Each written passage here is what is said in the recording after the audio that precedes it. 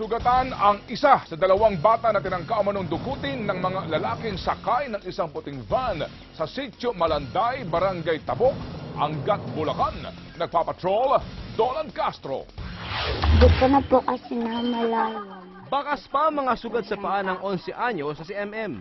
Sobrang trauma ang bata ng tangkaing dukutin ng mga lalaking nakabonet sa ng isang puting van nitong Martes mag-aalas 7 ng gabi. Kwento ng bata, galing sila sa tindahan ng kapatid na 8 taong gulang. Hinihintay nga noon ng kapatid na may bumibili lamang nang bigla siyang hintuan ng van at doon sa pilitang hinatak. Paano ka nakatakas?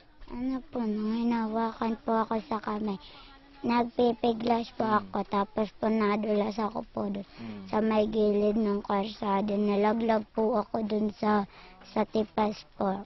Gumulong po ako. Kwento ni MM, noong 17 taong gulang pa lamang, muntik na rin muna siyang dukutin ng mga nakakotse sa labas ng kanilang paralan. Kaya naman, ang Angat PNP ay tuloy-tuloy ang ginawang follow-up operation at paggoronda sa buong bayan.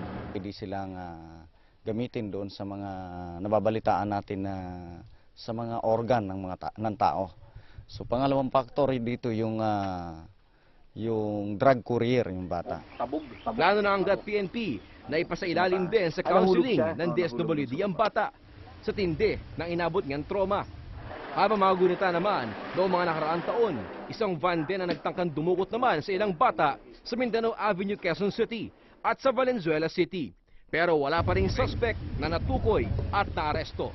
Dolan Castro, Patrol ng Pilipino.